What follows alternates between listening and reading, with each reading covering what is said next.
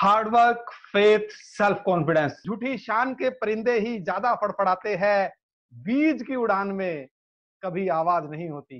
Your terrible job may be a dream for someone else. Your house may be dream of every homeless. Your smile may be a dream of every depressed. Your health may be a dream of every ill person.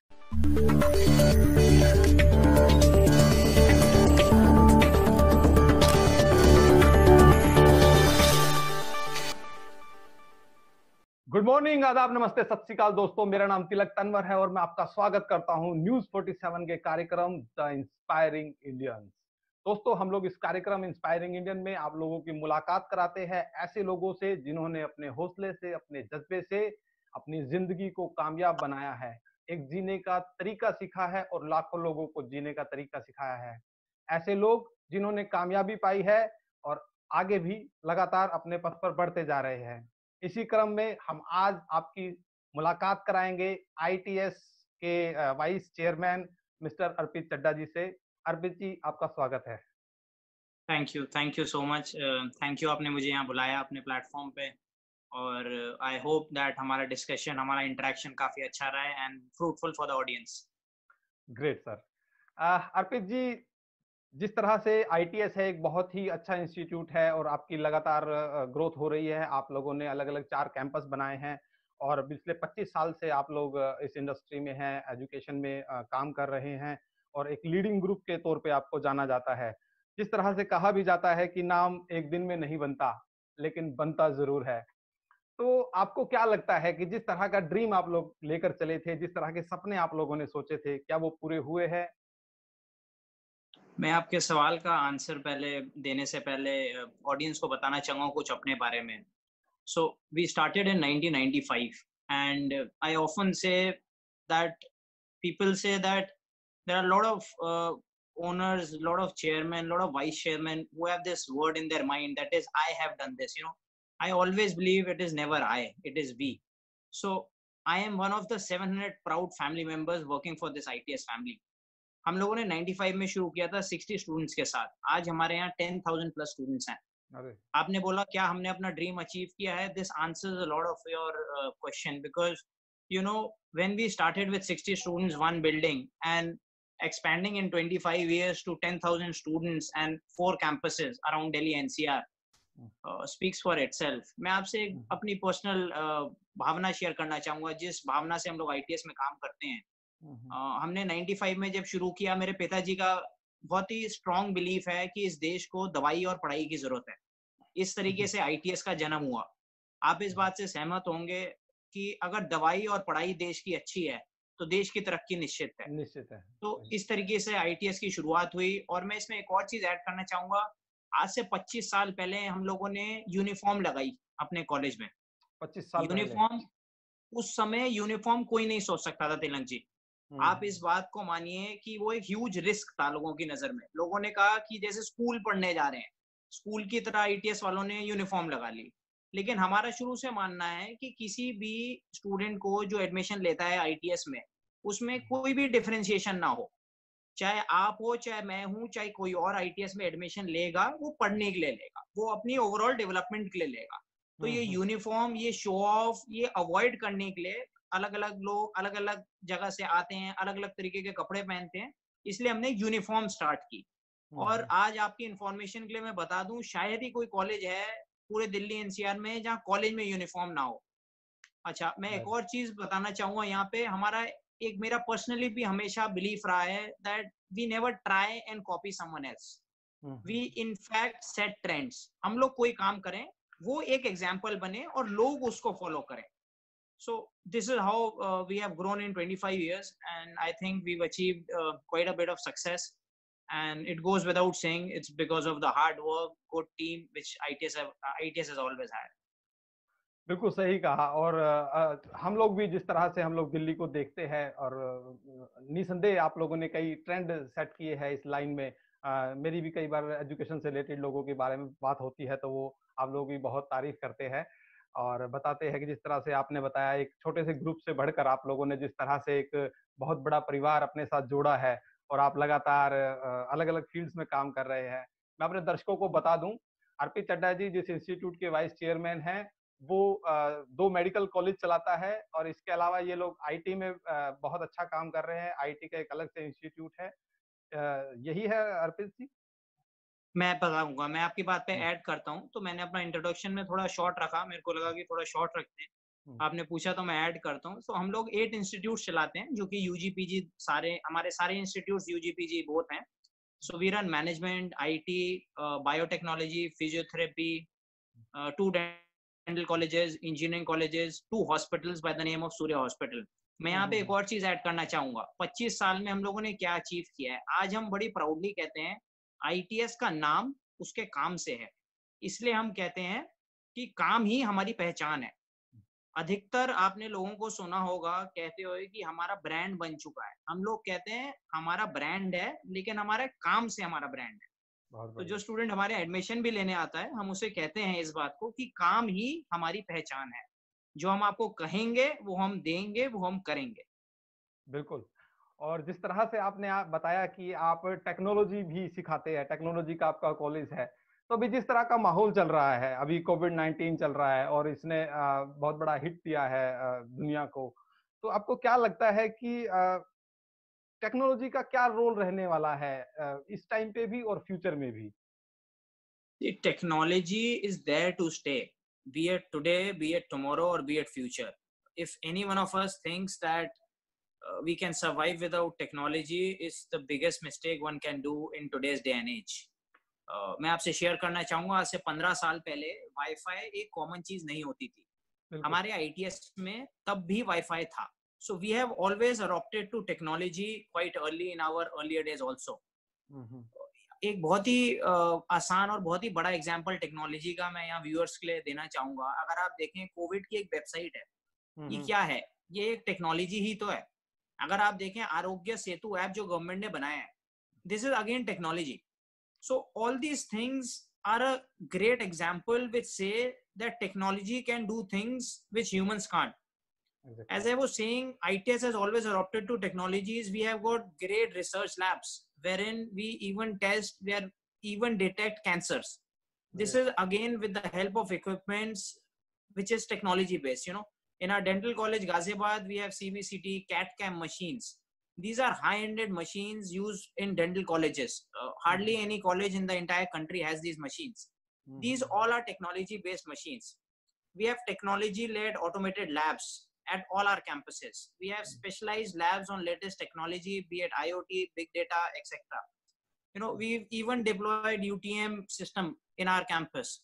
So there's lot we do with technology. This video conferencing facility which is there in all our colleges. हमारे dental college Ghaziabad में एक हमने Phantom head lab बनाया है. हुँ, This is hmm. a lab where students learn how to treat a patient before they treat a actual patient. एक असली मरीज पे ट्रीटमेंट करने से पहले एक ऑटोमेटेड टेक्नोलॉजी बेस्ड लैब बनाई जाती है जिसपे स्टूडेंट को सिखाया जाता है. So okay. we've got all these things in place. As I was saying, since inception, we've adopted to technology pretty well. Hmm. And आपके क्वेश्चन का आंसर यही है, टेक्नोलॉजी ही फ्यूचर है. और और इसका एक जीता इस जागता कोविड एग्जाम्पल हम लोगों के साथ भी हुआ है। हम लोग जो मीडिया के मित्र हैं, पहले हम लोग इंटरव्यू लेते थे तो गेस्ट हमारे स्टूडियो में आता था या हम स्टूडियो गेस्ट के पास जाते थे। मगर अभी आज के दौर में हम लोग जिस तरह से अलग-अलग ऐप्स का यूज़ करके बहुत दूर बैठे-बैठे भी इंटरव्यू कर रहे हैं, तो आप ये टेक्नोलॉजी आप का एक असर टेक्नोलॉजी है। आप टेक्नोलॉजी का फायदा देखिए. आप और मैं रात के 8 बजे इंटरव्यू कर, मतलब आप और मैं इंटरव्यू कर रहे हैं अभी. हुँ, हुँ। क्या टाइम है, क्या टाइम नहीं है, कितने बजे करना है, आपको मुझे मिलना है, मुझे आपको मिलना है. बहुत आसानी हो गई है इस टेक्नोलॉजी से. बिल्कुल सही और मैं बात है। आपसे एक बहुत ही अच्छा एग्जांपल शेयर करना चाहूंगा. स्टूडेंट की attendance in classes has increased. This okay. has given them a space, this has given them an opportunity to be present more in more number of classes than they would have been in an actual classroom. So technology is indeed helping all of us. Yes. Arpit ji, आपके institute ITS को बहुत बड़े-बड़े awards मिले हैं। भारत रत्न मुखर्जी साहब जो हमारे president साहब रहे हैं, उनके हाथों से, आसाम के गवर्नर है जगदीश मुखी जी, उनके हाथों से, और इसी तरह से और भी बहुत से अवार्ड आपके जो आप क्वालिटी एजुकेशन लोगों को प्रोवाइड करते हैं, स्टूडेंट्स को प्रोवाइड करते हैं, वो आप लोगों को उसका रिकॉग्निशन मिलता रहता है। मगर मेरा प्रश्न ये है कि आप किस तरह से इंश्योर करते हैं कि जो आपके पास स्टूडेंट आते हैं उनका ओवरऑल डेवलपमेंट हो, उनका उन्हें उन्हें क्वालिटी एजुकेशन मिले, वो सिर्फ एक थ्योरी पढ़कर ही ना निकल जाए, वो जिंदगी में उस एजुकेशन को किस तरह से इम्प्लीमेंट करे। आपने बहुत ही अच्छा क्वेश्चन पूछा। मैं आपके क्वेश्चन के दो हिस्सों में जवाब देता हूँ। एक आपने अवार्ड्स की बात की, एक आपने स्टूडेंट को education based on not only bookish knowledge but education which can come in use when they pass out of the college. आपके दो क्वेश्चन है। कमिंग टू अवार्ड्स, देखिए अवार्ड एक ऐसी चीज है, मैं हमेशा कहता हूँ अवार्ड मुझे नहीं मिले हैं, अवार्ड आईटीएस फैमिली को मिले हैं। मैंने अभी शुरुआत में भी अपने इंटरव्यू में कहा, मेरा बहुत स्ट्रॉन्ग बिलीफ है कि टीचर्स जो होते हैं एजुकेशन इंस्टीट्यूशन के, वो बैकबोन होते हैं। ITS is blessed to have the best of the teachers in the country. हमारे जो टीचर्स हैं उन्होंने आज आईटीएस को ये बनाया है जो आईटीएस है। और ये सारे अवार्ड्स मेरे नहीं है, ये सारे अवार्ड आईटीएस परिवार के हैं। मैंने शुरू में एक बात कही नहीं, हम लोग अपने यहाँ हर कोई जो भी इंसान आईटीएस में काम करता है उसको हम एम्प्लॉय नहीं कहते, उसको हम अपना फैमिली मेंबर कहते हैं। इसलिए हम लोग कहते हैं आईटीएस परिवार। ये सब अवार्ड्स एक मोटिवेशन है। अभी कुछ ही 15-20 दिन पहले एक इंडिया टुडे ने भी रेटिंग निकाली 2020 में, जून 2020 में, जिसमें हमारे बीबीए बीसीए कॉलेज को इंडिया में टॉप रैंक किया गया, टॉप 5-6 में। गाजियाबाद में बेस्ट रैंक किया गया। हमारा dental college most emerging college of the century rank किया गया। और अगेन हिंदुस्तान में प्राइवेट डेंटल कॉलेजों में टॉप 5 में आया Ghaziabad dental college, ITS dental college Ghaziabad. ये सब रेटिंग रैंकिंग एक मोटिवेशन की तरह एक्ट करती है पूरी टीम के लिए कि भाई हम लोग सही रास्ते पे जा रहे हैं। आपने बात की ओवरऑल डेवलपमेंट की, हम 110% आईटीएस में फोकस करते हैं कि एक स्टूडेंट की ओवरऑल डेवलपमेंट होनी जरूरी है। हम लोग बियॉन्ड बुकिश एकेडमिक्स पढ़ाते हैं स्टूडेंट्स को। जैसे कि आपने कहा फ्यूचर में उसको कैसे हेल्प करें। अब यूनिवर्सिटी करिकुलम ये नहीं कहता कि फॉरेन क्लासेज लीजिए आप, फॉरेन कोर्सेज पढ़ाइए आप। हम लोग अपने इंस्टीट्यूशन में जर्मन पढ़ाते हैं, फ्रेंच पढ़ाते हैं, ऐसे फॉरेन लैंग्वेज के कोर्सेज पढ़ाते हैं, सर्टिफिकेशंस देते हैं स्टूडेंट को। हम लोग एक मिलिट्री ट्रेनिंग प्रोग्राम कराते हैं स्टूडेंट को, again something which university does not tell us and this is not part of curriculum but we do it. हम लोग job oriented 100 hour certified courses कराते हैं स्टूडेंट्स को, जो कि फ्यूचर में बच्चे को नौकरी मिलने में आसानी हो, या एंटरप्रेन्योर बनना है तो उसमें भी आसानी हो। जैसे कि हम लोग जॉब ओरिएंटेड सर्टिफाइड कोर्सेज कराते हैं माइक्रोसॉफ्ट के साथ, ओरेकल के साथ, बॉम्बे स्टॉक एक्सचेंज के साथ। ये बहुत ही नामी ऑर्गेनाइजेशंस हैं। ये सब बियॉन्ड बुकिश एकेडमिक्स है जो हम एक स्टूडेंट को प्रोवाइड कराते हैं।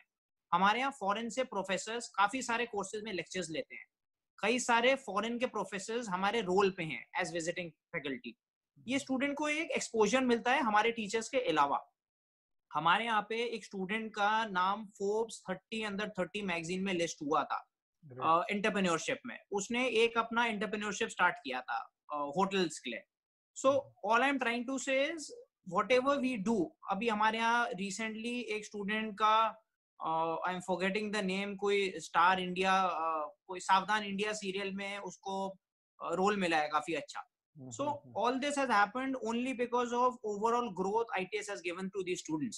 We just do not focus on academics. We ensure a student gets overall development, be it academics, be it sports, be it cultural activities. हमारे यहाँ एक्सपोजर की कोई कमी नहीं है। स्टूडेंट को मैं कहता हूँ हर बार जब भी उनसे मुलाकात होती है, कम होती है, इंटरेक्शन होता है, प्रोग्राम्स में मैं स्पीचेस देता हूँ कि there is lot of opportunity we at ITS will provide you. Just grab onto the opportunity and I am sure your future is bright. शिक्षा का निसंदेह मकसद भी यही होना चाहिए कि किस तरह से एक स्टूडेंट का ओवरऑल विकास किया जा सके, किस तरह से वो जिंदगी में जीने लायक बने और अपनी तरक्की प्राप्त कर सके। मैं आपकी बात में ऐड करूंगा, हमारे यहाँ बच्चा जब एडमिशन लेता है उसका एक सपना होता है, पेरेंट्स का एक सपना होता है। जब बच्चा ITS में एडमिशन लेता है वो सपना हमारा सपना बन जाता है। और हम इंश्योर करते हैं जब वो 3 या 4 साल बाद पढ़ के, जितने भी साल का कोर्स हमारे यहाँ करता है, अगर BBA करता है 3 साल का है, इंजीनियरिंग करता है 4 साल का है, डेंटिस्ट्री करता है 5 साल का है, तो जब भी वो पास आउट हो, जो उसने और उसके माँ बाप ने सपना देखा था वो सपना पूरा होना चाहिए। एक पेरेंट अपनी हार्ड अर्न मनी से बच्चे को एडमिशन दिलाता है एक इंस्टीट्यूट में, और हमारा ये फर्ज बनता है, ये हमारी सोच है ITS की। आपने मुझसे शुरुआत में पूछा हमने कैसे अचीव किया सक्सेस, ये हमारी सोच है शायद कि हम लोगों का ऐसा मानना है, हमारा ये जॉब बनता है, हमारी रिस्पॉन्सिबिलिटी बनती है कि एक स्टूडेंट को फ्यूचर रेडी बना के निकालें, और जब भी वो आईटीएस से पास आउट हो, या तो एंटरप्रेन्योरशिप करे अपनी, या जॉब रेडी हो। बिल्कुल। और गुरु का आप फर्ज बहुत अच्छे से निभा रहे हैं, उसके लिए बहुत बहुत शुभकामनाएं और बहुत बहुत बधाई। थैंक अपने यू। अगले क्वेश्चन की तरफ बढ़ते हैं। अर्पित साहब, जब जो कोविड-19 की सिचुएशंस है, जो इस तरह की सिचुएशन अभी चल रही है, इसने लगभग हर एक क्षेत्र को, आप किसी भी क्षेत्र का नाम लीजिए, किसी भी बिजनेस का नाम लीजिए, उसको इफेक्ट किया है। क्या आपको लगता है कि इसने शिक्षा को भी इफेक्ट किया है? और अगर किया है तो आईटीएस इसका सामना करने के लिए किस तरह से तैयार है? क्या उसमें चेंजेस वो प्लान कर रहा है आगे फ्यूचर में? जी, बिल्कुल, आपका question again a very valid question.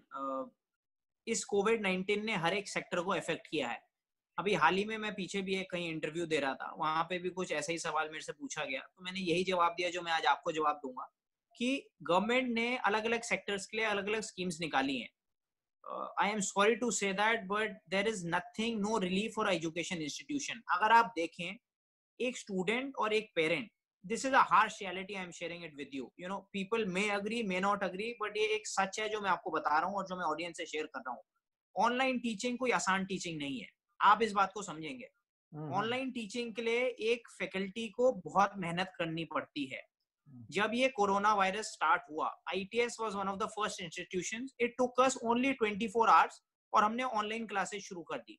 ये इसलिए कर पाए क्योंकि हम लोगों ने पहले से बहुत सारी इन्वेस्टमेंट टेक्नोलॉजी में कर रखी है। जैसे मैंने आपको बताया, हम लोग टेक्नोलॉजी लेड इंस्टीट्यूशन है from very beginning. Hmm, hmm, so hmm. Teacher has to work a lot, काफी मेहनत लगती है ऑनलाइन सेशन लेने में, ऑनलाइन क्लास लेने में। और ऑन अ लाइटर नोट मैं कहूंगा कि पहले तो टीचर 9 से 5, 9 से 3 पढ़ाते थे, या 9 से 3, 9 से 5 उनका जॉब प्रोफाइल होता था। अब उनके वर्किंग आवर्स का भी कुछ पता नहीं, सैटरडे संडे का भी कुछ पता नहीं। अब आप समझ रहे हैं मैं क्या कह रहा बहुत हूँ? ज़्यादा कर रहे इस हैं सब आप। इस सब के बावजूद अगर आप देखें, गवर्नमेंट कहती है हुँ, हुँ। कि आप बच्चे से फीस लीजिए नहीं लीजिए, क्वेश्चन मार्क है।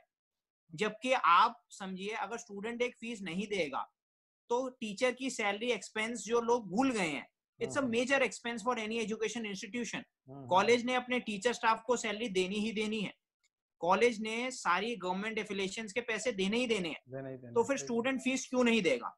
हुँ, हुँ, और हुँ। आप समझिए, हमारे जैसा इंस्टीट्यूट जो कि लॉकडाउन में करीबन करीबन करीबन 7-8 हजार classes, 200 CEO talks, unlimited sessions bye top people हम हुँ, लोग हुँ। करा रहे हैं। ये सब ऐसे ही थोड़ी ना होता है, आप समझिए, this hmm. Takes lot of efforts. And yes, all the institution are facing this problem that students and parents feel कि भाई फीस किस लिए मांग रहे हो, क्योंकि बच्चा कॉलेज तो आ नहीं रहा हाँ, इस बारे में बात करने लायक है। बट आपकी बात सही है कि जिस तरह से टीचर्स इस दौर में काम कर रहे हैं, इस दौर में अपना 100% दे रहे हैं, वो निस्संदेह काबिल-ए-तारीफ़ है। और उन्हें हमारे मंच से भी, इस बातचीत के ज़रिए भी, मैं सभी अध्यापकों को, सभी गुरुओं को अपना है। प्रणाम इनफैक्ट देता हूँ, बधाई देता हूँ। इनफैक्ट तेलंग जी, टीचर्स मैं अधिकतर अब कहने लग गया हूँ, लोग कोरोना वॉरियर्स कह रहे हैं। मैं टीचर को भी एक कोरोना वॉरियर मानता हूँ। मानता हूँ, वो मैं बिल्कुल। इसलिए मानता हूँ, आप समझिए, जैसे मैंने बताया, देश के आगे बढ़ने के लिए एजुकेशन बहुत इंपॉर्टेंट है। अगर ये टीचर्स इस समय अपने आप को इस न्यू टेक्नोलॉजी पे अडॉप्ट ना करते, नहीं करेंगे। तो इतने सारे स्टूडेंट्स का वर्ल्ड वाइड जो लॉस होता।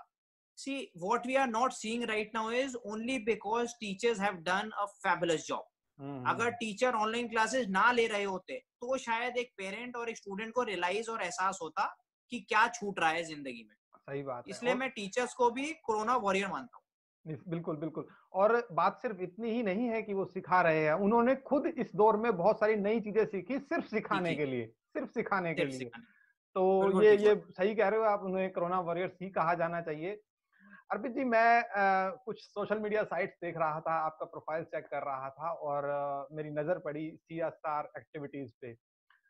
एज ए आईटीएस मैंने आप देखा कि आपकी लीडरशिप में आप लोगों ने बहुत से सीएसआर एक्टिविटी की है, बहुत लोगों को खाना खिलाया इस दौर में। बहुत बुरा दौर था, जरूरत पड़ी लोगों को, और आपने बहुत अच्छा उसमें काम किया। कुछ घटनाएं शेयर करना चाहेंगे कि किस तरह से समाज का आप इस दौर में मैं आगे आए? आपको मैं आपको बताता हूँ, ये थोड़ा मेरे लिए ऑकवर्ड होगा खुद अपने CSR इनिशिएटिव्स बताना, बट आपने क्वेश्चन पूछा। हम हमारा कार्यक्रम अर्पित जी, इसका नाम ही इंस्पायरिंग इंडियन है। हम लोग चाहते हैं कि जो हमारा कार्यक्रम में आए वो अपनी सक्सेस स्टोरी बताए, वो अपनी जो भी कहानी है वो बताए, ताकि उससे प्रेरणा लेकर आगे आने वाली जो जनरेशन है, जो और दूसरे लोग हैं, यंगस्टर्स है, वो उससे प्रेरणा ले और वो भी उस तरह का काम करे। क्योंकि अगर मैं अच्छे काम को देख के अच्छा काम होता है तो समाज में अच्छाई फैलती है। आपकी बात से मैं 100% अग्रीड हूँ। ऑल्दो अगेन जैसे कहते हैं कॉइन के दोनों पहलू होते हैं, हेड और टेल। तो एक पहलू मेरा था कि मैं अपने मुंह से CSR इनिशिएटिव्स कैसे बताऊं, बट मेरे हिसाब से जो आपका पहलू है वो मेरे पहलू से बेहतर है कि लोगों को अगर मोटिवेशन मिलता है किसी और से तो वो होना चाहिए। इसमें मैं एग्जांपल शुरू करूंगा, जैसे कि अब ये भी दो राय हो सकती हैं। अक्षय कुमार ने एक बहुत ही मेजर डोनेशन दिया PM फंड में, उसकी बहुत सारी पब्लिसिटी हुई, मार्केटिंग हुई, कई लोगों ने कहा कि ये अपनी ब्रांडिंग कर रहा है, लेकिन वहीं मेरा भी यही मानना था कि अगर उसको देख के और बहुत सारे बॉलीवुड सेलिब्रिटी पैसे दें जिससे देश के नीडी का कल्याण हो सके, तो ऐसी पब्लिसिटी बहुत अच्छी पब्लिसिटी है।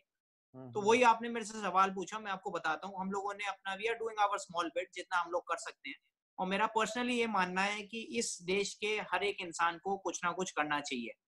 हमारे पास अधिकतर व्हाट्सएप पे बहुत सारे मैसेजेस आते हैं। मैं व्हाट्सएप को ऑनेस्टली पर्सनली अब एक बर्डन तो नहीं कह सकता, बट एक बहुत ही टाइम कंज्यूमिंग ऐप मानता हूँ। एक बहुत ही अच्छा मैसेज आया, मैं आपसे पहले वो शेयर करता हूँ। कई बार अच्छी चीजें भी आती हैं सोशल मीडिया, व्हाट्सएप, इन सब चीजों पे।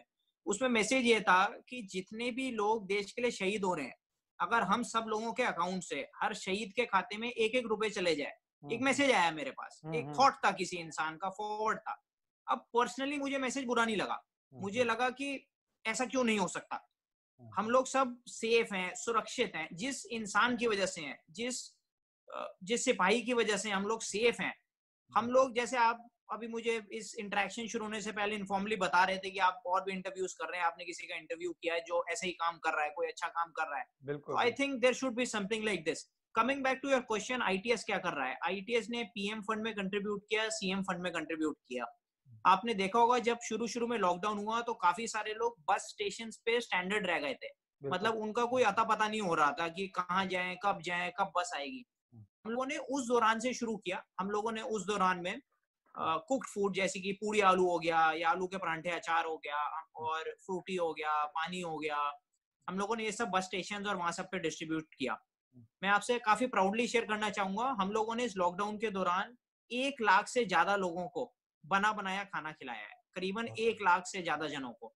अब बना बनाया खाने का मतलब है या हमने उन्हें राजमा चावल दिया, या हमने उन्हें छोले चावल दिया, या हमने उन्हें परांठे दिए, या हमने उन्हें पूड़ी आलू दिया।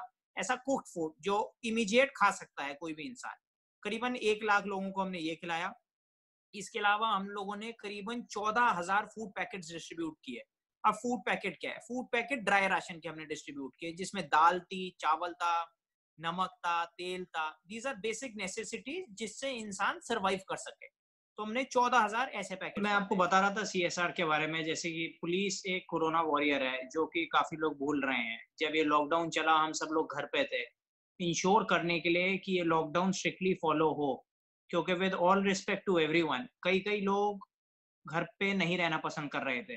तो पुलिस एक कोरोना वॉरियर ऐसी थी जिसने इंश्योर किया देश के हित में कि सब लोग अपने अपने घरों पे रहे, और जो भी बाहर निकला उसके साथ सही ढंग से सख्ती बरती गई कि आप अपने घर जाएं। यही आज की डेट में सुरक्षा का प्रधानमंत्री जी का आदेश हम सबके लिए है।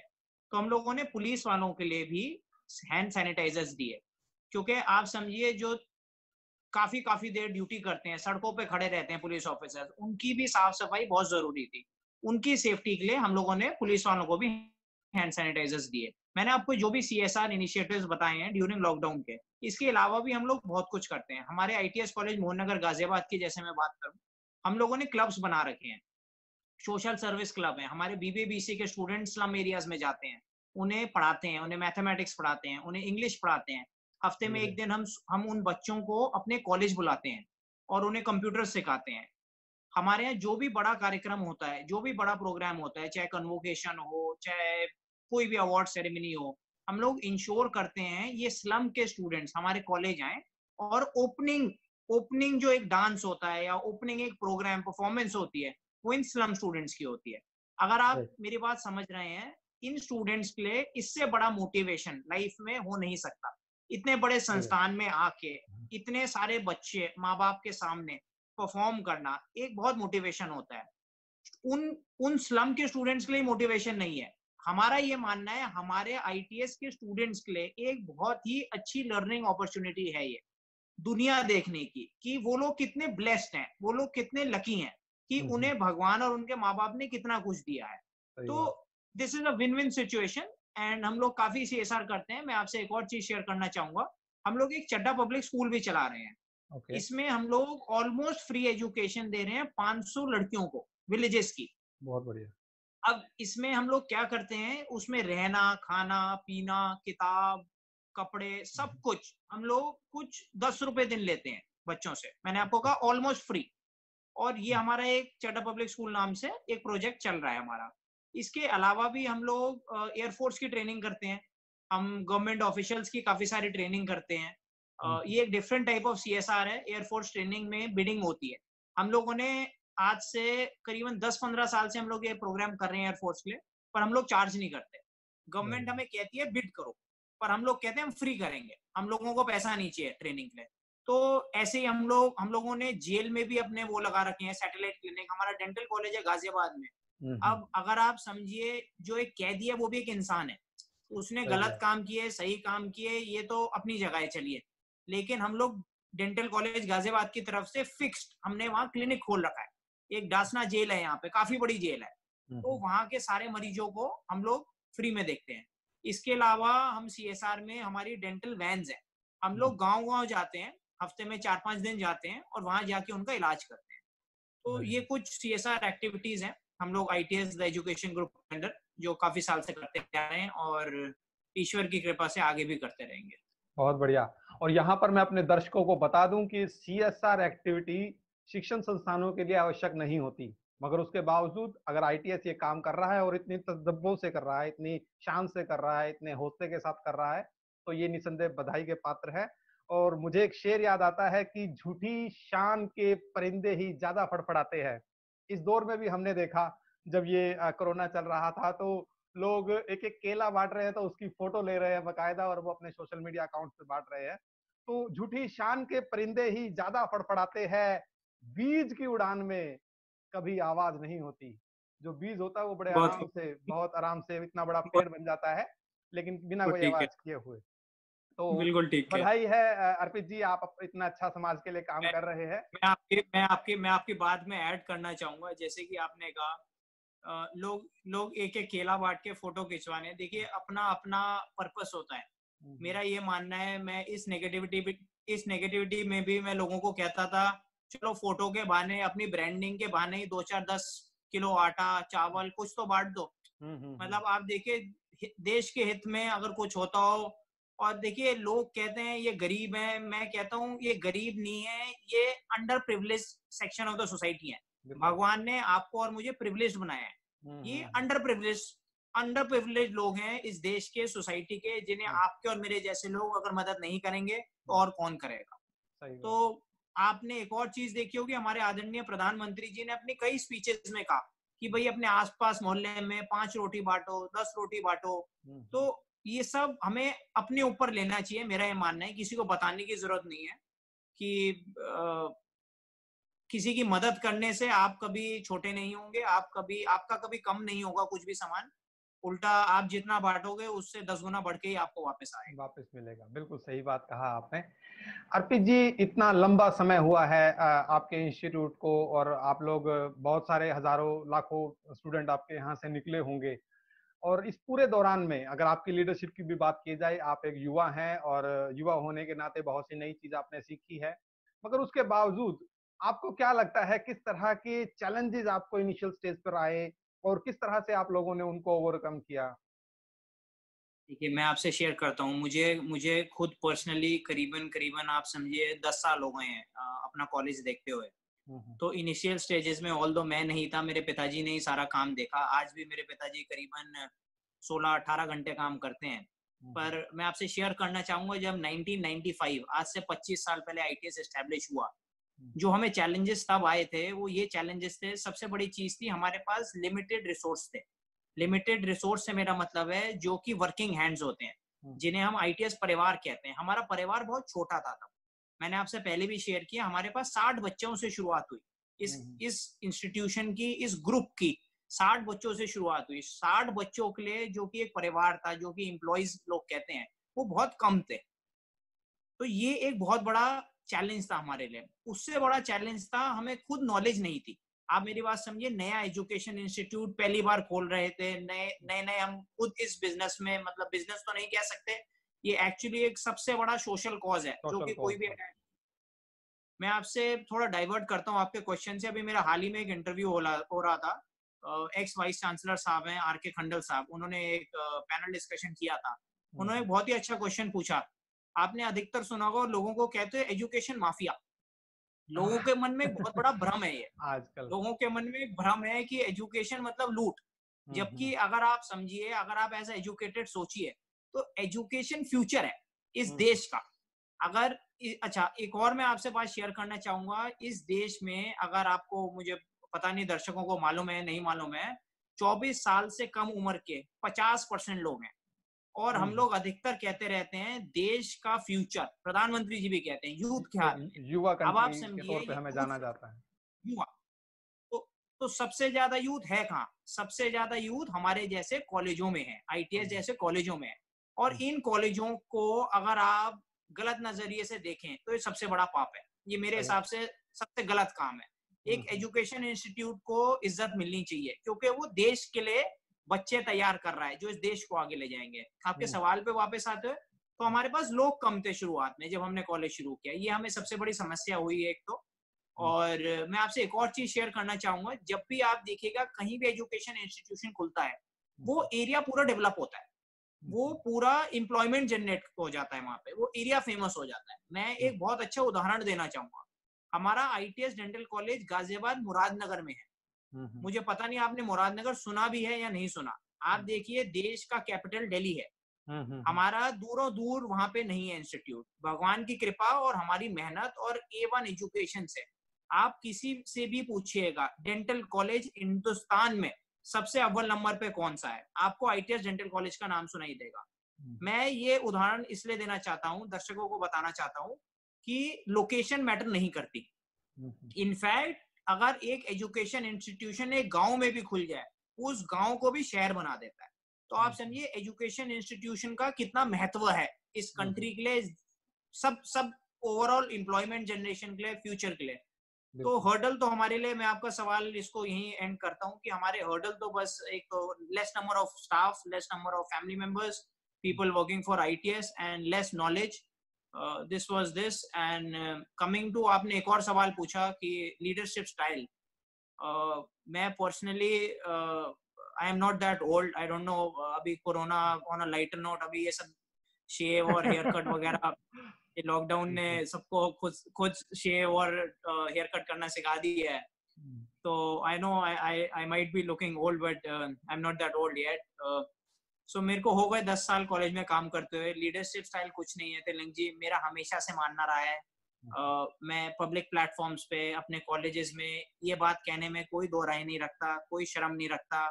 मेरा इंस्टीट्यूट, आईटीएस इंस्टीट्यूट जो है, वो मैंने नहीं बनाया, वो एक टीम ने बनाया है। वो एक टीम, एक आईटीएस परिवार ने मिलके बनाया है। मैंने आपको बताया हमारे यहाँ 700 जने काम करते हैं, मैं एक हूँ उन 700 में।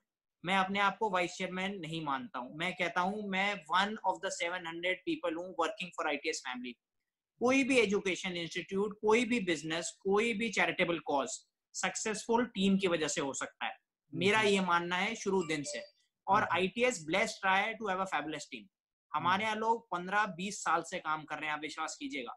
20 साल से अगर कोई बंदा हमारे यहाँ काम कर रहा है, उसकी लगन, उसकी परिश्रम, उसकी ईमानदारी, उसकी मेहनत से आईटीएस आज बन पाया है जो बन पाया है। मैं आपसे एक और चीज शेयर करना चाहूंगा। हमारे यहाँ काफी लोगों ने ज्वाइन किया 25 सालों में और छोड़ा, किसी भी रीजन से जॉब छोड़ी। तो उनमें से 99% लोग आज भी मेरे टच में हैं। ये थोड़ी हैरानी वाली बात होगी आपके लिए भी, क्योंकि अधिकतर एम्प्लॉयर का रिलेशनशिप वहीं तक एंड होता है जहां तक जॉब होती है। अभी 99% लोग क्यों मेरे टच में है, मैं आपको बताता हूँ। आपने लीडरशिप स्टाइल की बात की, मैंने हमेशा माना एक leader as good as a team होता है। मैं उतना ही अच्छा हूँ जितनी मेरी टीम अच्छी है। मैं सारा काम नहीं कर सकता, मैं बता सकता हूँ, मैं सोच सकता हूँ, मैं आइडिया जनरेट कर सकता हूँ, बट इम्प्लीमेंट नहीं कर सकता हूँ। तभी मैं टीचर्स को कोरोना वॉरियर तो इस कोरोना दौर में कहता हूँ, पर वैसे एजुकेशन इंस्टीट्यूशन की बैकबोन मानता हूँ। मेरे नजर में कोई भी एजुकेशन इंस्टीट्यूट उसका चेयरमैन वाइस चेयरमैन नहीं चलाता। एजुकेशन इंस्टीट्यूट एक टीचर चलाता है। रिसोर्स पर्सन जो होता है, जिसको बैकबोन कहा जाता है, वो एक टीचर है। तो मैं आपको बता रहा था 99% लोग मेरे से आज भी टच में है। उसका रीजन है, मेरा ये मानना है, उन लोगों ने भी आईटीएस को एक ब्रांड बनाने में मदद की। वो लोग आए, 5, 8, 10 साल काम किया या 4-5 साल काम किया, लेकिन मैं पर्सनली मानता हूं उन्होंने भी एक योगदान दिया। तो जितने लोग आईटीएस परिवार से जुड़े और आज नहीं भी हमारे साथ हैं, जो कहीं और भी काम कर रहे हैं, मैं आज भी ओपनली एडमिट करता हूं कि उन सब ने हमारे ग्रोथ में, हमारा एक ब्रांड बनाने में योगदान दिया। And it goes without saying, जो लोग काम कर रहे हैं आज की डेट में, मैं उन्हें इस पूरे देश के सबसे बेस्ट पीपल मानता हूं, क्योंकि इतनी मेहनत से, इतना अपनेपन से काम कोई नहीं कर सकता। ये जो वर्ड एम्प्लॉय है, मैं तभी यूज नहीं कर सकता इन लोगों के लिए। ये मेरे परिवार जैसे हकीकत में है। आप विश्वास कीजिएगा, अभी हमारा एडमिशन सीजन चल रहा है। पिछले हाल ही 15-20 दिन में मेरी तबियत कुछ ठीक नहीं थी, तो मेरा जब भी डायरेक्टर से इंटरेक्शन हुआ, ये फैक्ट ऑफ द मैटर मैं आपसे रियल लाइफ शेयर कर रहा हूँ कि एक अच्छी टीम होना क्यों आवश्यक है एक सक्सेस के लिए।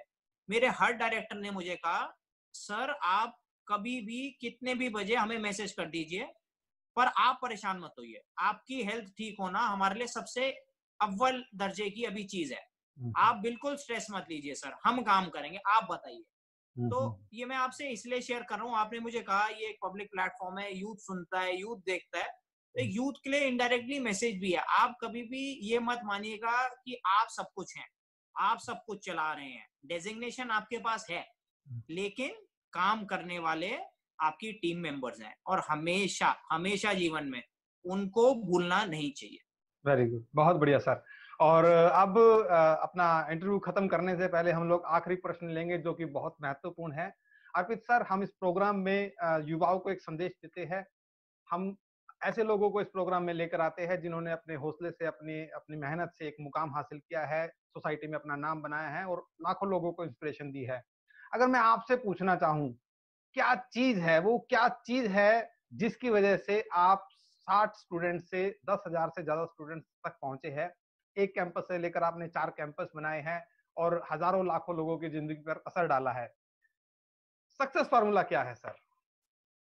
मैं आपको बताता हूँ, देखिए सक्सेस फॉर्मूला बहुत ही सिंपल है। अधिकतर इसका सिंपल आंसर मैं स्टार्ट करना चाहूंगा as a message to the young students, to the young viewers, persistent hard work. आप अधिकतर सुनते होंगे लोगों के मुंह से कि उसका लक अच्छा था। देखिए, लक तभी काम करता है जब आप मेहनत करते हैं। लक 10% होता है, मेहनत 90% होती है। मैं आपसे शेयर करना चाहूंगा ऑडियंस से, मेरे पिताजी आज भी 18 घंटे काम करते हैं। आईटीएस एजुकेशन ग्रुप जो बना है वो लक से नहीं बना, वो मेहनत से बना है। 18 घंटे इस उम्र में भी आज भी काम करना, आप मेरी बात से माने या ना माने, मेरे जैसे यंगस्टर भी आज 18 घंटे नहीं काम कर सकते। तो वो एक डेडिकेशन, परसिस्टेंट हार्ड वर्क कहा जाता है। मेरे ग्रैंडफादर जो होते, मैं उन्हें भी अपना बहुत बड़ा रोल मॉडल मानता था। कुछ साल पहले उनकी डेथ हो गई, तो उन्होंने भी 1990 में कॉलेज स्थापित किया। वो ऑल गर्ल्स कॉलेज था, आज भी गाजियाबाद का नंबर 1 ऑल गर्ल्स कॉलेज है वो। और 75-80 साल की उम्र में भी आप विश्वास कीजिएगा तेलंग जी, उन्होंने एक उनके पास लैंड थी, उन्होंने सरकार से लड़ाई करी। सरकार ने कहा मिनिमम लैंड इतनी होनी चाहिए कॉलेज खोलने के लिए। उन्होंने बोला जमीन फ्री में ले लो आप, पर मुझे लड़कियों के लिए कॉलेज एक और खोलना है। मैं आपको ये बताना चाहता हूँ, यंग यूथ को ये बताना चाहता हूँ, जो हार्ड वर्क है उसका कोई रिप्लेसमेंट नहीं होता। आप इस वहम में मत रहिए कि जो भी आदमी सक्सेसफुल है और मैं एक और मैसेज देना चाहूंगा, आपको कभी भी जेलस नहीं होना चाहिए किसी से। मैं अधिकतर देखता हूँ लोगों को कि जो भी सक्सेसफुल पीपल हैं उनको अडमायर करने की जगह उनसे जेलस होते हैं। आप एग्जाम्पल लीजिए हमारे प्रधानमंत्री जी का, नरेंद्र मोदी जी कितने मेहनती हैं, कहां से कहां पहुंचे। Indian cricket captain Virat Kohli मेहनत करके पहुंचे। मिस्टर मुकेश अंबानी, मिस्टर रतन टाटा, इन लोगों से इंस्पायर होना चाहिए। आप मेरी बात से सहमत होंगे। मैंने अधिकतर देखा है यंग जनरेशन को जेलस होते हुए और शॉर्टकट अपनाते हुए। आपने पूछा ना सक्सेस मंत्रा क्या है, ये सक्सेस मंत्रा रिवर्स बता रहा हूं मैं कि शॉर्टकट्स मत अपनाइए अपनी लाइफ में, मेहनत कीजिए, कंसिस्टेंट हार्ड वर्क कीजिए और दूसरे की लाइफ से कभी भी जेलस मत होइए। ये मेरा पर्सनली मानना है। एक और मैसेज मैं देना चाहूंगा, लोग अधिकतर शिकायत करते हैं लाइफ में। Never complaint in your, never ever complain in your life. मैंने पता नहीं अभी शेयर किया नहीं किया, 23.5% एज ऑन अप्रैल 2020 ये डेटा है अनएम्प्लॉयमेंट का इंडिया की। इतने प्रतिशत लोग अनएम्प्लॉयड हैं, है ना। अभी हमने हाल ही में देखा कितने लाखों जनों को basic necessity food clothing shelter नहीं मिलता। लोग कितनी समस्या में होते हैं, उसके बावजूद कंप्लेन नहीं करते। आप सड़क पे पैदल 2000 2500 किलोमीटर जा रहा है आदमी जो अपने गांव, आप अगर उनसे मिलके बात कीजिएगा तिलंग जी, वो आपको शिकायत करते हुए नहीं नजर आएंगे। वो कहेंगे साहब कुछ नहीं होता, बस नहीं थी, घर जा रहा हूँ। आप मेरी बात समझिए, ये मैं यूथ को समझाना चाहता हूँ। आपको भगवान और माँ बाप ने इतना कुछ दिया है, शिकायत करना बंद कीजिए। मैं यहाँ एक कोट कहना चाहूंगा, एक कोट मैं आपसे शेयर करना चाहूंगा। वो कोट ऐसे है, your terrible job may be a dream for someone else, your house may be dream of every homeless, your smile may be a dream of every depressed. जो भी आदमी दुखी है, आपकी स्माइल उसका ड्रीम है। Your health may be a dream of every ill person. अभी मैंने आपको बताया मैं हाल ही 15-20 दिन काफी बीमार रहा। अब आप समझिए, जब आप बीमार होते हैं तो आपको एहसास होता है कि स्वास्थ्य कितना इंपॉर्टेंट। तो मैं यही कहना चाहूंगा यूथ से, don't let this difficult times make you forget your blessings. आपको भगवान ने इतना ब्लेस्ड बनाया है, इसको मत भूलिए। Have faith, self confidence in yourself.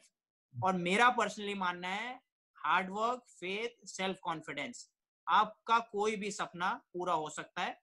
यही मेरा आप सबके लिए एक छोटा सा मैसेज है। Hard work, faith, self confidence. दोस्तों, आज हम लोग बात कर रहे थे अर्पित चड्डा जी से, institute of technology and science Ghaziabad के वाइस चेयरमैन हैं। थैंक यू अर्पित जी, आप हमारी रिक्वेस्ट पे हमारे साथ जुड़े और इतने अच्छी बातें की और हमारे यूथ को एक संदेश दिया। Thank you so much. Thank you Tilang ji, thank you for having me here and I hope, मैं उम्मीद करता हूँ कि जो भी आपकी और मेरी छोटी सी बातचीत रही, इससे अगर किसी एक जने को या 10 जने को भी लाभ होता हो तो बहुत अच्छा रहेगा। और I am sure that the youth of this nation will take care of this country and all the negativity will be ending soon. ये कोरोना खत्म हो जाएगा और हम सब लोग अपनी नॉर्मल लाइफ पे वापस आ जाएंगे। Thank you sir, thank you so much. दोस्तों, हम लोग इसी तरह के इंस्पायरिंग लोगों से आपकी मुलाकात कराते रहेंगे। उसके लिए हमारा चैनल न्यूज़ 47 मीडिया सब्सक्राइब करना ना भूलिए। डिस्क्रिप्शन में लिंक दे दिया गया है, वहां पर जाकर आप कर सकते हैं। इसके अलावा हम लोग ऐसे लोगों को ढूंढ रहे हैं, ऐसी हस्तियों को ढूंढ रहे हैं जिन्होंने अपनी जिंदगी में कुछ मुकाम हासिल किया है, लोगों को इंस्पायर कर सकते हैं। उन सब की कहानियां हम लोग एक बुक 100 इंस्पायरिंग इंडियंस में क्रमबद्ध करेंगे, उसमें छापेंगे। और उसकी ज्यादा डिटेल के लिए आप लोग www.100ii.in पे जाके रजिस्ट्रेशन कर सकते हैं, अपने आप को नॉमिनेट कर सकते हैं अगर आपने कुछ इस तरह का बड़ा काम किया है। Thank you guys, thank you so much. Thank you.